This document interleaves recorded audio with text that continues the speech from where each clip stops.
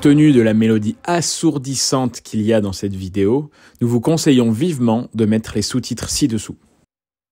Deuxième vidéo au Gulf historique. Comme l'année dernière, j'ai la chance de rouler en groupe C, mais cette fois-ci, c'est avec une monture complètement différente. C'est une Argo JM16 Mazda avec un moteur rotatif qui fait du bruit de dingue. Et je vais pas rouler avec n'importe qui, je vais rouler avec Mathieu Baumel qui revient de sa remise des prix FIA. Mais avant ça, petit retour en arrière, je vous présente la voiture. Écoute bien l'histoire de notre Argo JM16 Mazda, car elle fait partie de la grande histoire du moteur rotatif jusqu'à sa victoire au Mans en 1991. Elle est issue de l'association entre un châssis Argo, constructeur de monoplaces et prototypes anglais, et un moteur rotatif Mazda 13B à double rotor, préparé pour la compétition et qui équipait à l'époque les Mazda RX-7.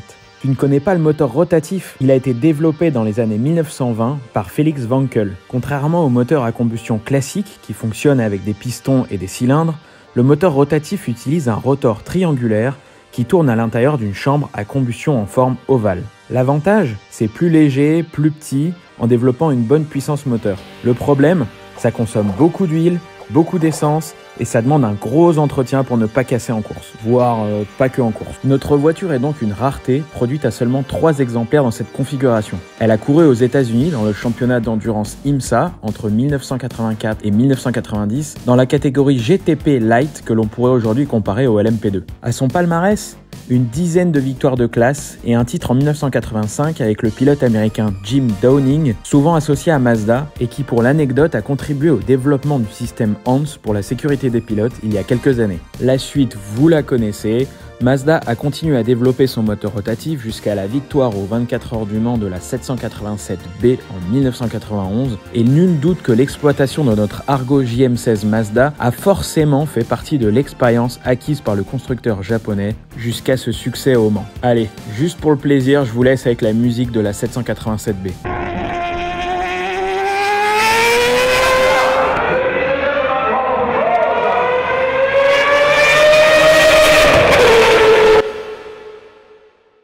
Maintenant que vous en savez un peu plus sur cette voiture, le championnat dans lequel elle a couru et son fameux moteur rotatif, on va la voir quand même d'un peu plus près parce qu'on n'a pas l'habitude d'en voir souvent. Alors déjà des groupes C, c'est rare à voir, mais des groupes C d'IMSA, en plus cette spécificité, c'est assez rare quand même. Bon, on va déjà commencer par la face avant, comme d'habitude. Alors, premièrement, c'est pas un proto très imposant en termes de taille. La plupart des prototypes des groupes C qu'il y a dans le paddock, je ne sais pas si on verra un petit bout, mais ils sont quand même beaucoup plus costauds que ça. Les Porsche 962, la Rondo que je faisais l'année dernière par exemple, qui était la deuxième vidéo de la chaîne l'année dernière, c'est beaucoup plus imposant. Là on est sur un prototype ça en catégorie GTP Light, donc l'équivalent je pense du LMP2 de l'époque, mais qui était franchement plus petit. Premièrement, donc cette face avant, très façon américaine. Alors c'est une voiture des années 80, en l'occurrence 84, mais je trouve qu'elle a un petit côté quand même dans son look un petit peu années 70, avec ses feux jaunes qui sont couverts. Alors il faut savoir que ça on les mettait pour les courses de jour, pour en fait pas abîmer des phares pour rien. Et je pense que des courses de nuit ou des courses d'endurance plus longues, on enlevait ça pour mettre des phares. C'est une ligne très épurée, très américaine, j'aime beaucoup ce style. Et c'est pour ça aussi que ça me fait plaisir en plus du moteur de faire cette voiture. Donc vous voyez cette face avant, plutôt simple, plutôt profilée. On a l'apparition quand même de petites lames avant. Je pense que c'était le tout début des lames avant dans le sport auto. On verra si ça donne beaucoup d'appui, si le châssis est bon, je ne sais pas encore. Moi j'ai une question qu'un néophyte pourrait se poser. Ouais. Pourquoi il y a du scotch sur la bouche avant Du scotch devant. Alors c'est pour faire tenir le splitter, non je rigole. Non c'est pour, en fait c'est pour cacher ici l'arrivée d'air. Alors on va voir en roulant avec la voiture, mais je pense que c'est un moteur qui a besoin de pas mal de température pour fonctionner correctement, et donc du coup on vient boucher en fait cette aération à l'avant, on vient boucher avec des scotch pour réduire la surface d'entrée d'air et donc du coup faire réchauffer le moteur, en fait moins le faire refroidir en fait.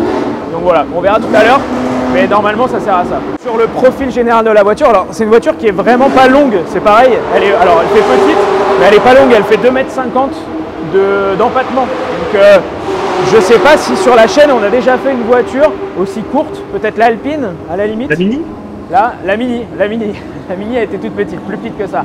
Mais on n'a pas fait de voiture aussi courte que ça sur la chaîne. 2,50 m, c'est quand même, j'ai pas vérifié toutes les mesures, mais moi ça me paraît vraiment étroit. Donc il y a un petit côté un peu kart, tu vois, avec un truc très raté. Au niveau aéro, on parlait des lames avant, alors il y en a deux petites à l'avant. C'est quand même pas très travaillé en revanche. C'est une voiture, là on a une entrée d'air pour le moteur, mais ça reste quand même assez simplifié. Il n'y a pas un travail énorme de soufflerie comme on peut avoir aujourd'hui sur des LMP2, LMP1, ça reste très basique. Voilà. Avec donc une entrée d'air, une sortie d'air ici, pareil, très basique. Hop, on ne s'est pas foulé, ça rentre, ça sort. Voilà, et puis un aileron. À l'époque, c'est des ailerons qui étaient un peu tous les mêmes. Alors, différents designs. Ça fait sûrement quand même un peu d'appui, même si je pense qu'on est loin de ce qu'on pouvait voir, toi, sur la LMP3, ce qu'on a expliqué avec le col de cygne et l'effet d'absorption de l'air en dessous de l'aileron. Là, voilà, ça reste quelque chose d'assez simple, typiquement années 80. Voilà. Et si on passe derrière, après, vous inquiétez pas, on va enlever les capots et tout, mais si on passe derrière, il y a un diffuseur quand même, un diffuseur style composite carbone. Donc déjà, c'était l'apparition des débuts en carbone. Alors, il faut savoir qu'en F1, dans les années 80, on commençait à avoir des coques carbone. Enfin, même au début des années 80, on commençait à avoir des coques carbone pour les top teams. Donc, c'est le moment où le carbone s'est démocratisé. C'est les F1, ça. C'est la F1 des années 80 qui est d'accord avec ça. Donc, c'est le moment en fait où justement, on a commencé à voir apparaître, même dans d'autres catégories, des éléments en carbone, et pour la rigidité, et pour le flux d'air, et aussi pour la légèreté. Voilà. Un seul échappement pour info, un seul échappement parce que c'est un moteur rotatif, donc il y a une seule sortie. Voilà. Écoute, je pense qu'on a fait à peu près le tour. Là ici, ce qui nous sert à remplir la voiture avec de l'essence, avec toujours une trappe pour mettre l'essence, une autre de dégazage pour que ça se fasse hyper rapidement. Là, vous voyez des mecs qui arrivent, là, ils se mettent dessus et ça se remplit très vite.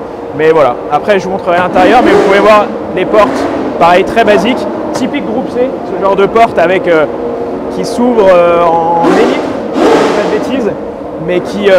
quoi ? Comme la Rondo, exactement pareil, comme celle qu'on a fait l'année dernière, avec justement, moi ce que j'aime bien, c'est en fait dans la porte, ils ont intégré les éléments d'aéro en fait de la voiture.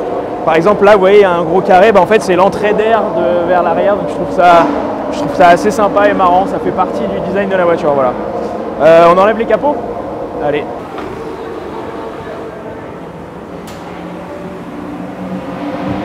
Hop là. Hop. Thank you. Bon, donc on vient d'enlever ce capot arrière qui laisse comme d'habitude sur les prototypes voir ou entrevoir en tout cas toute la mécanique de propulsion, de boîte de vitesse et moteur. Et donc ce fameux moteur Mazda Wankel rotatif.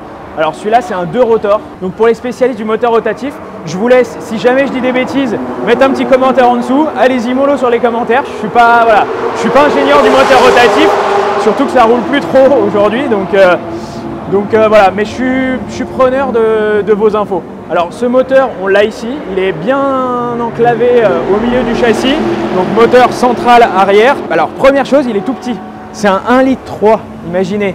1,3 litre aujourd'hui, c'est quoi? C'est une 208 Clio, genre voilà, donc c'est un 1,3 litre. Alors je sais qu'il y en a qui vont me dire oui mais en F1 c'est un 1,6 litre. Enfin le 1,6 litre il est costaud quand même à côté. Donc là c'est vraiment un petit moteur. Alors il n'a pas du tout la tête d'un moteur classique, il est tout circulaire. Et donc d'où justement cette technologie rotative qu'on a un peu décrit dans l'introduction. Et chose qui est marquante, c'est la sortie d'échappement en fait. En fait, il n'y a qu'un seul tube qui sort du moteur. Il n'y a pas, comme d'habitude sur des groupes C, des F1, tout ça de ces époques-là, il y a des magnifiques spaghettis qui longent la voiture avec deux sorties derrière. Là, c'est juste un petit tube qui sort, hop, boum, derrière, on l'a vu tout à l'heure, et tout simple. Donc, c'est pas le moteur le plus beau qu'on ait vu sur la chaîne, clairement. En revanche, il est tout petit, donc je pense qu'il est très léger. Et je pense d'ailleurs que cette voiture, alors j'ai pas le poids exact, je ne l'ai pas retrouvé tout simplement, mais je pense que cette voiture est très légère et on le verra en roulant, mais je suis sûr qu'on gagne du poids avec ce petit moteur. Ici, vous pouvez voir aussi, on en parlait tout à l'heure, les arrivées d'air, donc avec une énorme boîte à air qui vient ici donc pour refroidir quand même ce moteur qui malgré tout, alors c'est un paradoxe parce que c'est un moteur qui doit chauffer pour bien rouler, mais qui je pense aussi prend beaucoup de température. Donc il y a on va dire une plage d'utilisation qui à mon avis est assez fine. On verra tout à l'heure en roulant, c'est pareil, mais elle est assez fine et il ne faut pas trop en sortir. Donc voilà, il y a plein d'aérations qui sont là. On voit qu'il y a plein de choses qui sont faites en fait pour maîtriser la température du moteur tout le temps. Voilà. Ici, on a un réservoir d'huile qui est juste colossal pour un proto, comme on a l'habitude de faire, pareil. Je pense que le moteur rotatif a besoin de beaucoup d'huile pour fonctionner. Et du coup, il a besoin. Ok, voilà. Hugo connaît mieux que moi. Je pense qu'il a besoin de beaucoup d'huile pour fonctionner. Et du coup, vous voyez, ce bidon d'huile là qui est dispo, qui doit à mon avis tourner dans la voiture pendant qu'on roule. Ça doit être malgré le petit moteur, ça va être une sacrée usine à gaz quand même. Donc voilà pour ce qui est du moteur. La boîte de vitesse doit être juste derrière. Vous verrez tout à l'heure, c'est une boîte à crabot, donc une boîte 5. Et au niveau de la suspension, classique sur les protos, double triangle, vous connaissez maintenant. Cette suspension qui vient par au-dessus. Alors, je ne vais pas dire que c'est rare d'en voir des comme ça, mais c'est vrai qu'on n'en voit pas beaucoup. Parce qu'au final, d'habitude, sur les protos, les suspensions sont plus en longitudinal, un peu plaquées comme ça. Là, elles sont encore un peu comme une voiture normale presque. On passe devant. Donc devant, alors il n'y a pas mille choses à vous montrer, mais c'est pour mettre en évidence le châssis alu de la voiture. Alors qui est a priori moitié alu, moitié fibre en nid d'abeille et recouvert de carbone. Donc comme je vous ai dit tout à l'heure, c'est un peu une période transitoire entre les anciens protos, comme la Rondo par exemple qu'on avait fait, qui était de 82, où là c'était que du tube, il n'y avait pas d'autres techno, et là on commence à avoir des châssis, voilà, mi-alu, mi-carbone, pour gagner en rigidité et pour gagner en sécurité aussi. Là vous voyez ce radiateur qui donc aura peut-être moins d'air avec les scotch, et l'avant, les trains avant, pareil, double triangle. Alors je regarde, les freins sont pas énormes, laisse-moi voir. Les freins sont pas énormes et en plus c'est pas des freins ni percés ni s'il doit être ventilé, mais en tout cas c'est des freins quand même assez pleins, donc je pense que à l'époque en IMSA Light il devait avoir quand même une réglementation assez simplifiée par rapport aux grosses voitures, les 962, etc. Voilà pour l'extérieur, on vous montre l'intérieur. Hop. Alors pour l'intérieur, hop, je suis rentré son volant, mais je vais quand même le remettre. Tac. C'est bon. Toujours vérifier, hein, on l'a déjà dit, mais quand vous mettez le volant comme ça, avec un volant avec un moyeu qui se défait, toujours vérifier quand vous l'avez enclenché et de bien tirer dessus. Pour l'intérieur, il y a pas mal de choses à montrer quand même, parce que normalement les groupes C sont assez simples, mais là-dessus, vu qu'on a le moteur rotatif, il y a beaucoup de choses à checker à l'intérieur. Alors, on va commencer... Par quoi on commence? Par le volant. Allez, on commence par le volant, très simple.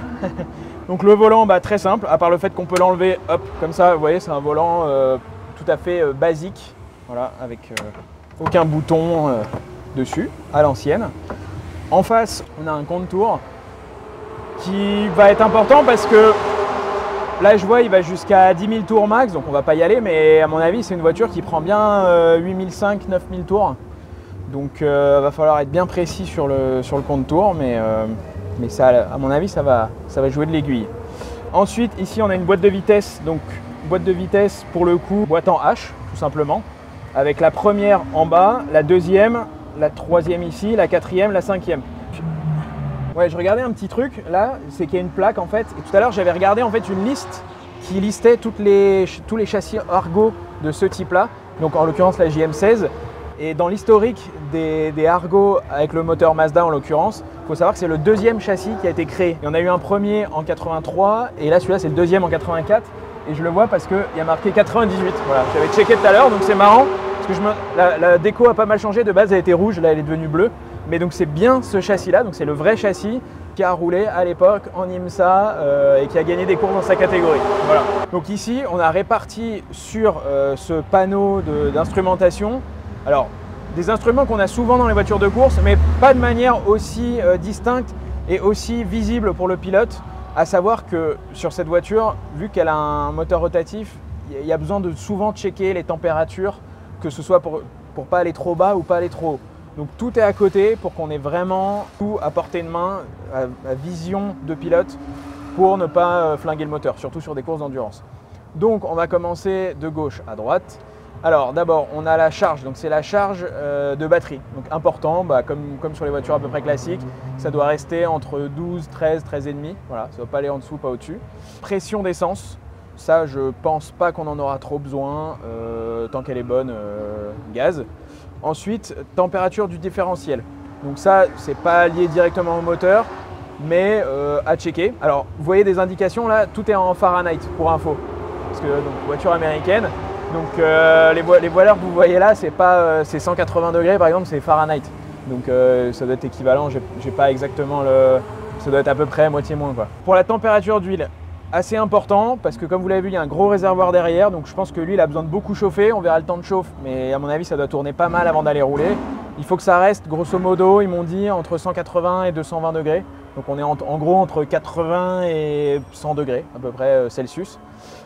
Et ici, la température d'eau, pareil, elle ne doit pas dépasser 200. Donc 200, ça doit être pareil, à peu près 90. Et elle ne doit pas descendre en dessous de 180, donc pareil, 80. En gros, ça doit rester. Mais sauf qu'apparemment, contrairement aux voitures classiques, on va dire, ça doit vraiment rester dans cette plage d'utilisation pour avoir la puissance optimale et que le moteur marche bien. Sinon, ça déclenche mal, ça tourne mal. Voilà. Et la pression d'huile, pareil, en roulant, vérifier qu'il y a toujours de la pression d'huile. Sinon, c'est qu'il y a un souci. Fire extincteur, donc ça, on ne va pas toucher. Cooler, ça, c'est pour les radiateurs. Alors, je ne sais pas ce que ça fait exactement, mais ça doit être un truc en relation avec les radiateurs. Peut-être le ventilateur. Lights, ça c'est pour les feux de pluie. Ignition, donc ça c'est ce qui nous permet de mettre le contact comme d'hab dans toute la voiture. Start, normal. Et ici en fait on va avoir des différentes pompes qu'on va devoir toutes activer une par une, ou les trois en même temps d'ailleurs comme je fais là, pour démarrer. Donc pour démarrer, hop, il va falloir faire ça et ça. Puis après le poste de pilotage, petit mot quand même sur le poste de pilotage parce qu'on fait quand même pas des groupes C toutes les semaines. On voit les tubes qui passent, donc on sent quand même bien le côté châssis tube. Il y a une grosse barre ici, en plein milieu. C'est typique des voitures américaines. Alors je ne sais pas pourquoi. Encore aujourd'hui, ils ont souvent des barres qui viennent en travers des pare-brises. Est-ce que quelqu'un a la réponse? Je sais qu'en NASCAR, dans les voitures qui roulent aux États-Unis, en IMSA aussi, il y en a encore. Je ne sais pas pourquoi. Ils mettent toujours des trucs au milieu du pare-brise, là, les Américains, je ne sais pas. Mais là, en tout cas, on a une barre qui vient au milieu. Je pense pas que ça vienne gêner, un peu comme un halo. Je pense qu'en fait le cerveau oublie complètement qu'il y en a une. Et puis voilà, là pour le coup, voilà. Et je peux vous dire aussi que je suis bien installé. Voilà, l'embrayage, les pédales, tout ça. Donc il n'y a même pas besoin de faire de siège, j'aurai même pas besoin de mousse. Elle est faite pour moi. Gaz. Bah écoute, on va aller rouler. Bah, je pense qu'elle a envie de rouler la voiture. Ouais, elle a envie de rouler. Hein. Ça va sonner, je pense. Hein. On va devoir mettre des bouchons. Heureusement que j'ai ramené les bouchons. Hein. Donc allez, c'est parti. Ouais, c'est un peu anodin quand même. T'as vu le son du moteur, je vais peut-être mettre des bouchons, sinon le moteur rotatif, ça éclate les tympans. Et tous les mécanos, ils m'ont regardé avant de monter, ils m'ont dit t'as pas de bouchons? Ils m'ont dit non, ils m'ont dit putain, si t'en as pas, t'es mort. Non, même pas. C'est donc ça un moteur rotatif. Rien du tout. On même pas écoute, je vais te parler. Là, on part en calibre. Avec Mathieu Baumel, mais il n'est pas là parce qu'il a l'arbitre des FIA, donc Mathieu. Donc, moi des petits coups de champagne tranquille, moi je qualifie la voiture et après on fait notre petit course en sentiment. Je pense que ça va être tout comme ça.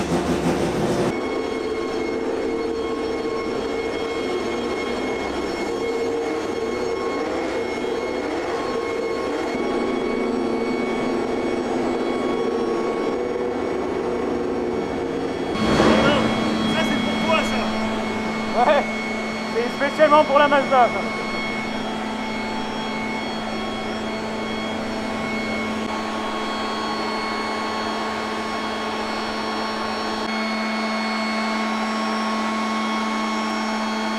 Allez. Donc ici, là, ils m'ont expliqué.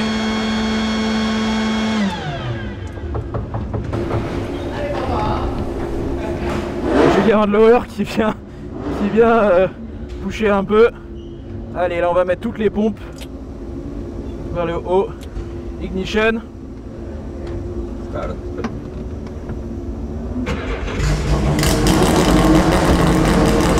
Il va bien falloir que je vérifie tous ces cadrans qui sont là, parce que comme c'est un moteur rotatif, il y a besoin beaucoup de checker les températures.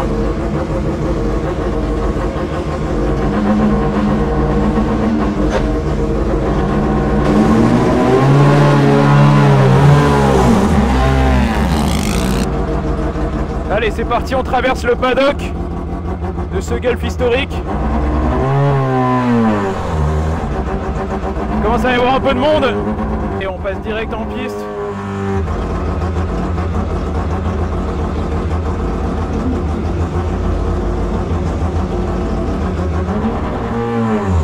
Allez, on part en piste. Je sais pas si vous allez entendre grand chose, mais on va partir du principe que oui.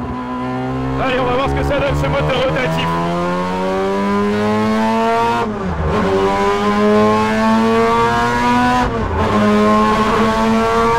On va déjà y aller tranquille. Oh, le bruit que ça fait. Alors les pneus, ah ouais, les pneus ils sont en bois là.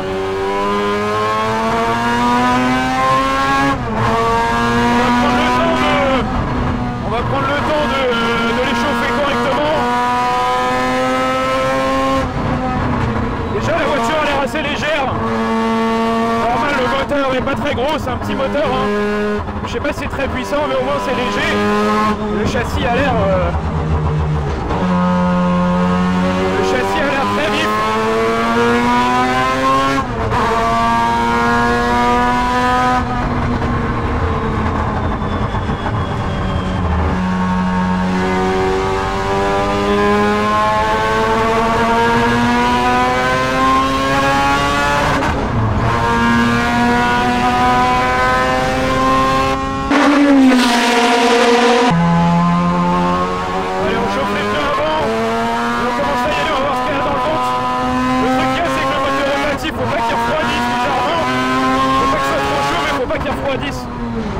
Sinon on perd la perfo, donc le but ça va être de mettre du gaz un peu. Allez, on part pour un tour. On va essayer de commenter.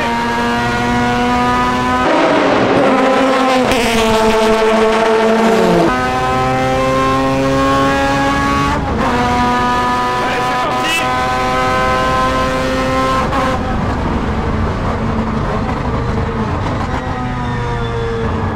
Allez, un premier virage en appui. On essaie de bien sortir.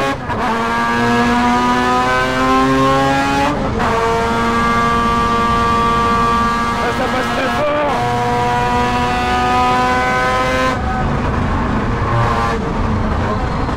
Allez, là, il y a un enchaînement un peu rapide. Là, faut pas louper la corde. On va accélérer tôt. Allez, on accélère tôt. Le bruit est incroyable. Le bruit de cette voiture est incroyable. Allez, là, on essaie de garder un peu de vitesse. Allez, on lâche pas. On va jusqu'à l'extérieur. Allez. Allez, cinquième. Qu'est-ce que ça gueule dans la voiture? Le moteur rotatif, c'est incroyable.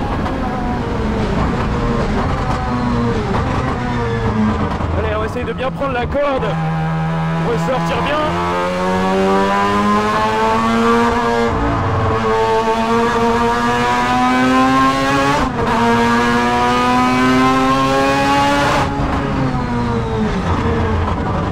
Allez, là pareil, il faut bien ressortir.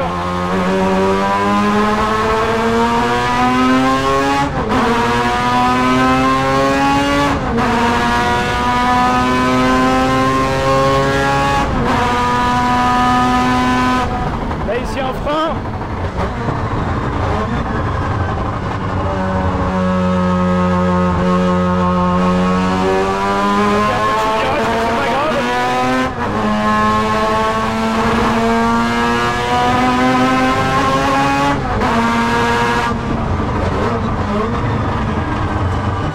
Allez, on chope la corde, c'est bon, elle a chopé. Allez, gaz.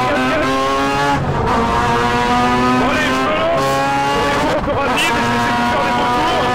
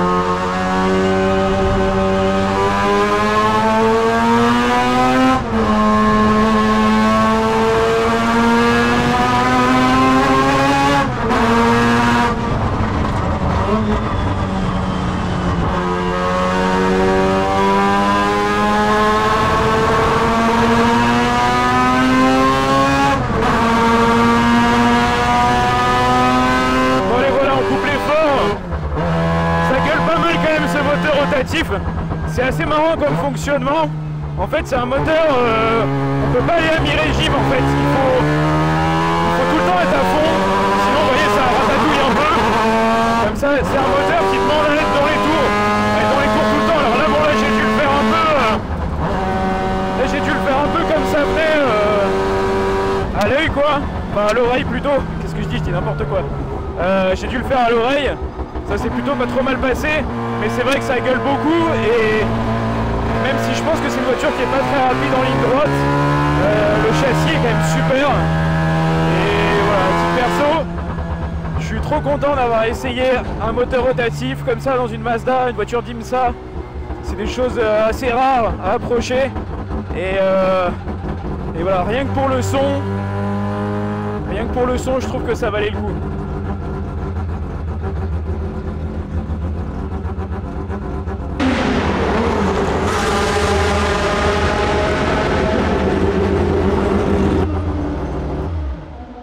Bon voilà, on a fini ces qualifs.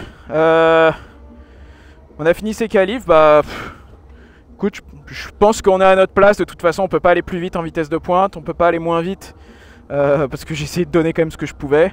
Voilà, on peut pas faire grand chose de plus, mais c'était quand même super intéressant. Et écoute, maintenant, place à la course avec Mathieu s'il arrive. Et puis voilà.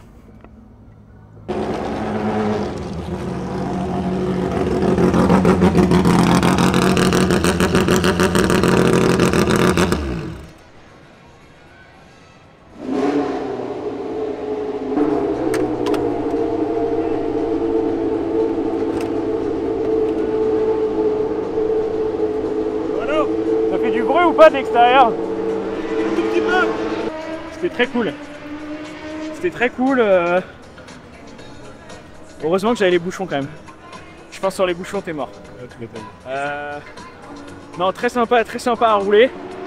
Si je dois donner en plaisir de roulage, honnêtement, plus sympa que la... Je parle en plaisir de roulage pur. Plus sympa et plus facile à rouler que la Rondo l'année dernière. Par contre aussi, ça a moins de puissance. Donc moins de puissance, donc t'arrives avec moins de vitesse dans les virages aussi. C'est pas beaucoup, mais c'est un peu quand même. Tu les vois, il y a des voitures qui passent qui sont beaucoup plus rapides. C'est comme un gros... conçu pour le Mans en fait. Non, elle n'a pas été conçue pour le Mans. Elle n'a pas été conçue pour le Mans, pour les circuits européens. Elle a été conçue pour les circuits, comme on vous a montré, des circuits en ville. Donc avec des petites lignes droites, avec faut plutôt du châssis en fait. Et pour le coup, elle est très légère. Elle pivote très facilement. Donc en fait, j'ai un peu l'impression d'être dans un gros kart en fait. Ça paraît bizarre parce que c'est un groupe C quand même. Mais c'est un peu un gros kart. Et puis le moteur rotatif quand même. Je sais que pour beaucoup d'entre vous, c'est quand même un peu une légende, même pour moi. Et moteur rotatif, ouais. Grosso modo, ça marche comme un moteur normal. Il n'y a pas une énorme différence. Par contre, on sent que c'est un moteur qu'il faut tenir dans les tours tout le temps. Parce que sinon la température baisse, sinon tout baisse et on se retrouve hors de la target d'exploitation du moteur. Tu as vu toutes les jauges qu'on a partout, il faut tout le temps les checker. Et tant qu'on reste dans la bonne target, la voiture elle marche bien. Si on passe en dessous, bah ça marche plus. Donc c'est une vraie voiture de course. Faut mettre du gaz pour que ça marche. Donc non, très cool, très cool. Donc là les qualifs, c'est fini. Je sais pas où on est, mais quoi qu'il arrive, on est à notre place. Cinquième. Bon, cinquième sur une douzaine de voitures. Donc c'est bien. Et on est quand même loin de ceux de devant. En fait, c'est un peu un classement qui se fait quand même aux performances des voitures. Donc je pense qu'on est à notre place. Et voilà, je pense que ça va faire des courses sympas, au moins des départs sympas. Mais je sais pas si on arrivera à tenir longtemps avec peu de chevaux par rapport aux autres. Et je pense qu'avec Mathieu, il y a moyen de s'amuser.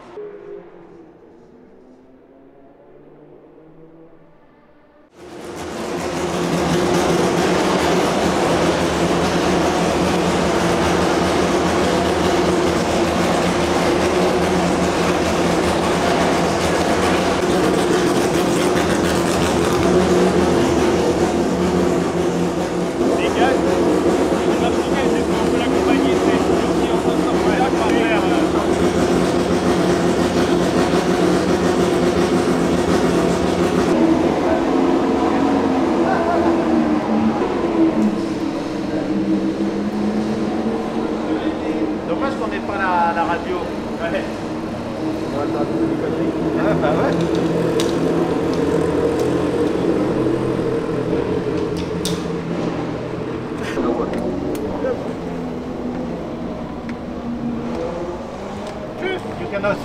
qu'à notre taille de tête.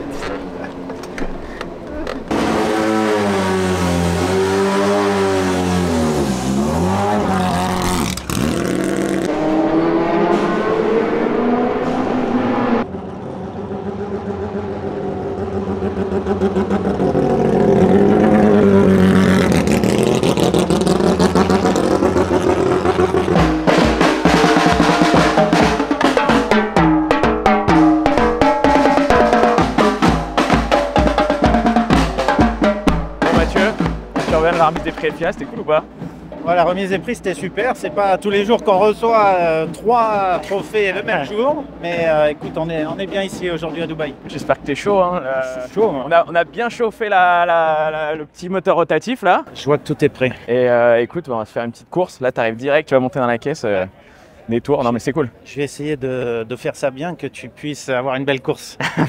Pour les gens qui nous regardent, toi, tu as l'habitude d'être à côté.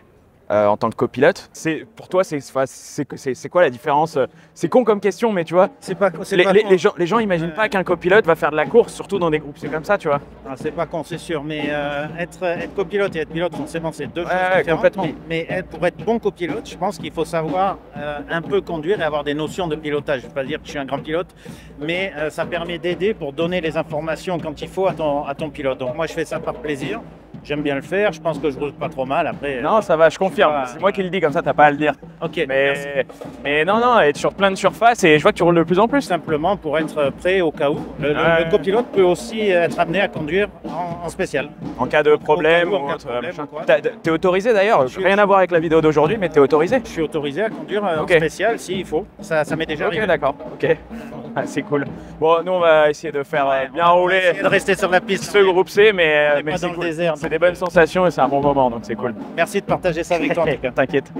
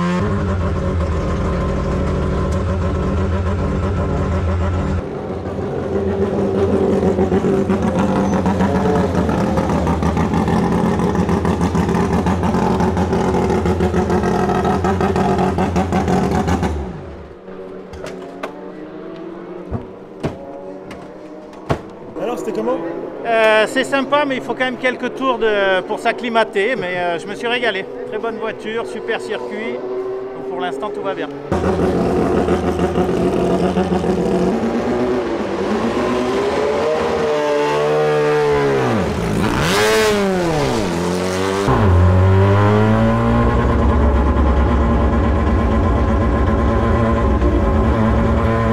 Allez, c'est parti, dernier relais. Mathieu a pas mal roulé. Maintenant, on va essayer de chercher quelque chose. Allez, c'est parti.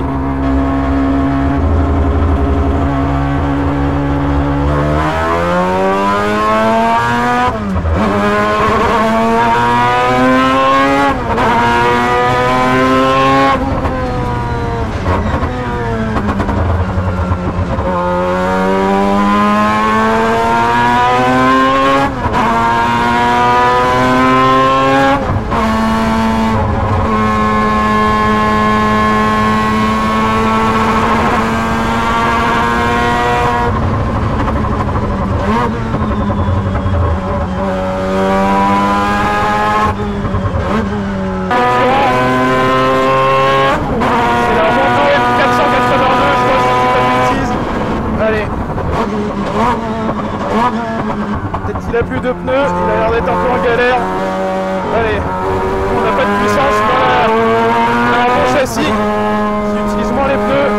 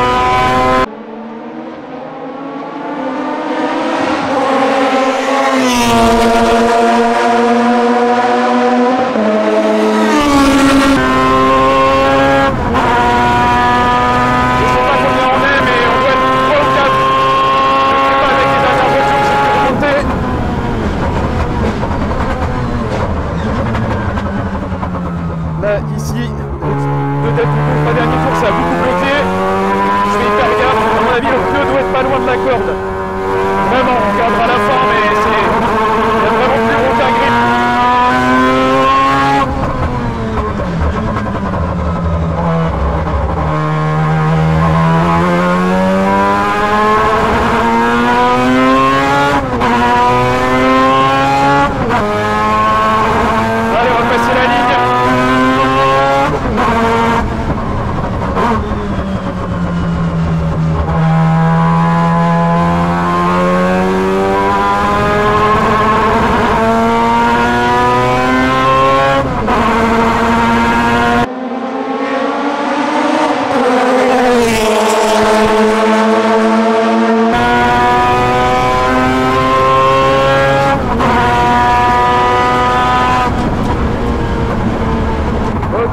C'est fini pour cette course. Bah écoutez, c'est la loi des courses classiques, mais alors nous on n'avait plus du tout de pneus. Je pense que, regardez le nouveau volant, je pense que 2 ou 3 tours de plus on crevait. Et je pense qu'il y en a qui ont eu des soucis. On vient de m'annoncer qu'on est deuxième. Si c'est ça, c'est trop cool. Après la victoire en Mosler, si on peut faire un podium sur la chaîne, c'est toujours ça de prier. Et surtout je serais content de le partager avec Mathieu. On va voir, je vais pas trop me lancer, mais j'ai vu mon mécano me mettre P2. Donc on va voir, mais ça me fait plaisir pour Mathieu. Hier il était à Bakou pour sa remise des prix FIA. Aujourd'hui il vient pas pour rien, on fait un petit podium ensemble entre potes. Ça sert à ça aussi la course, c'est partager ce genre de passion. Et dans ce moteur rotatif,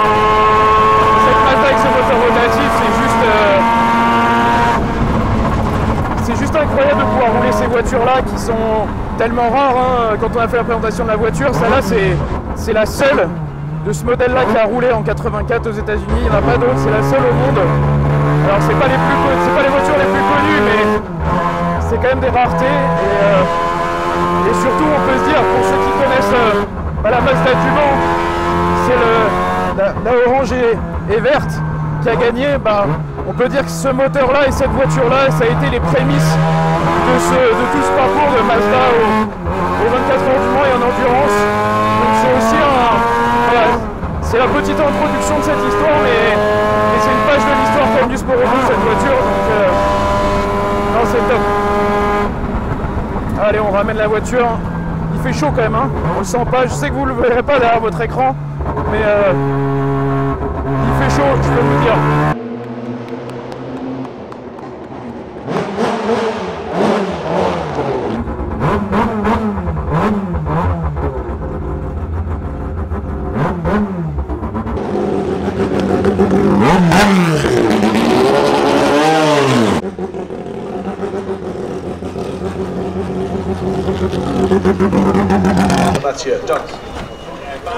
Ah quoi?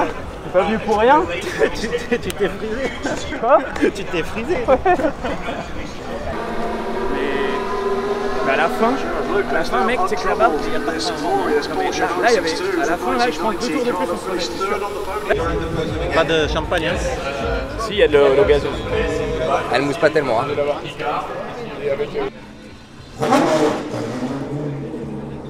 This is for Mathieu Valentin of this trophy for first position, presented by our partners Village. And now thank you to give them a round of applause, the most enthusiastic way. And the time, but he still has the good, he kept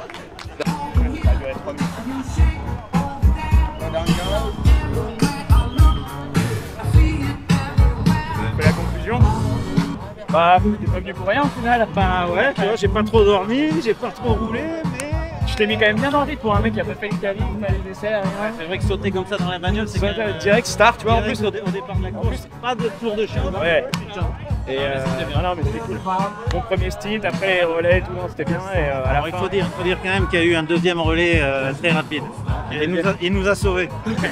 non, mais il y a des relais énormes, mais c'était cool. Et puis au final, c'est sympa parce que si on part de la voiture, bon, le bruit du moteur est quand même assez top. Extraordinaire. Franchement, la boîte, Moteur rotatif, voilà, c'est génial à rouler. incroyable.